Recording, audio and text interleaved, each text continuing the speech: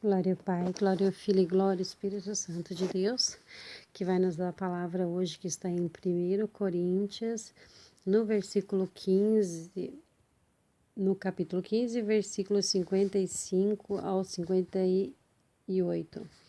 Onde está, ó morte, a tua vitória? Onde está a morte, o teu aguilhão?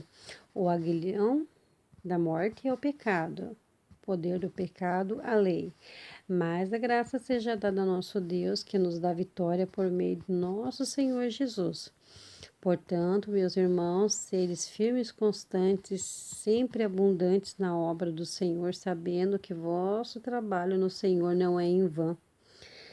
Então, Paulo, ele nos relata aqui em 1 Coríntios, no versículo 52, fala sobre o arrebatamento da igreja, que se no abrir e fechar de olhos. Então, ele nos diz assim, ó, se você ficar firme e fazendo a obra do Senhor, então não seja inconstante, sempre fazendo a vontade do Senhor, porque a vontade do Senhor em nossas vidas nos trará a nossa salvação e depois o nosso galardão. Mas a morte não vai existir mais. Então, tudo será transformado. Nós seremos transformados em novas, agora com um corpo de glória. Mas essa transformação já tem que vir com a santificação. E depois virá um corpo de glória.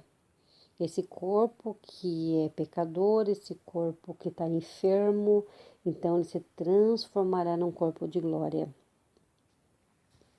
Mas em tudo damos graças ao nosso Deus, que sempre nos dá vitória em nome de Jesus.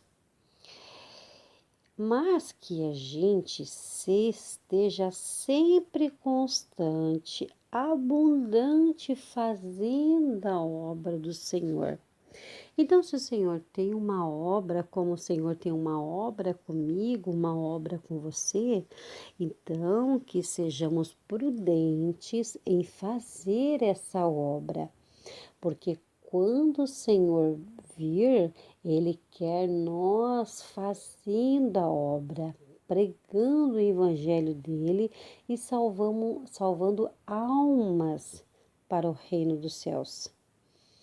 Então, o Senhor, Ele quer que a gente esteja sempre vigiando, sempre atento no que nós estamos fazendo, para que a gente venha fazer todos os dias a obra que Ele tem que Ele nos deu.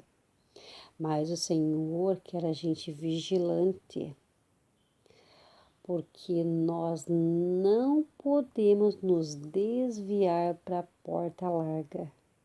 Porque essa porta larga é a perdição.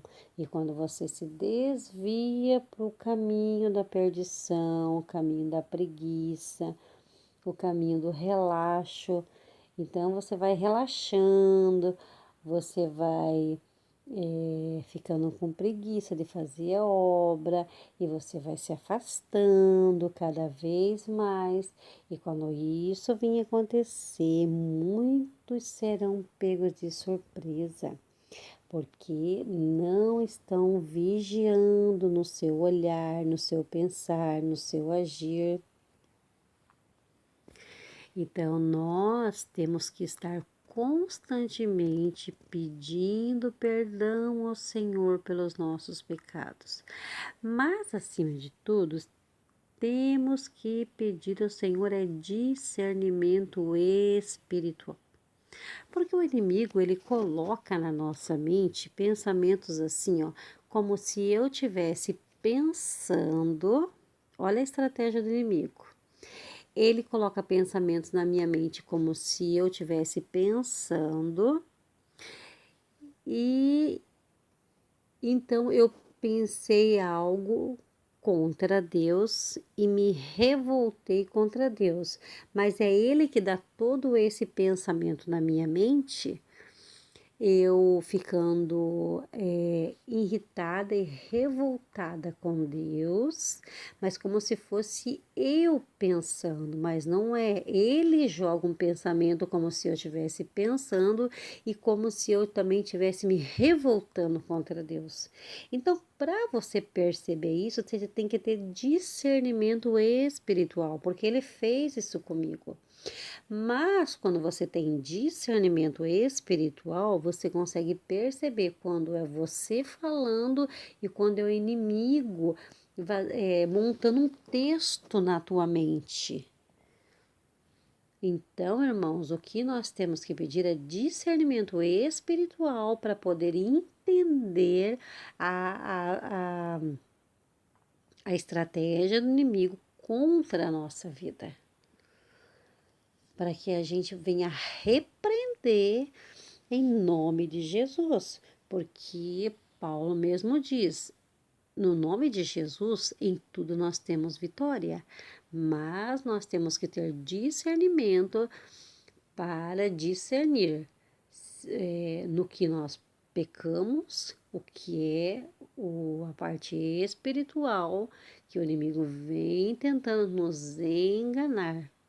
E para que a gente tenha discernimento em saber o lado espiritual, para que a gente venha repreender essas setas inflamadas que o inimigo joga na nossa mente. Então, ficamos com essa revelação para o dia de hoje, em nome de Jesus.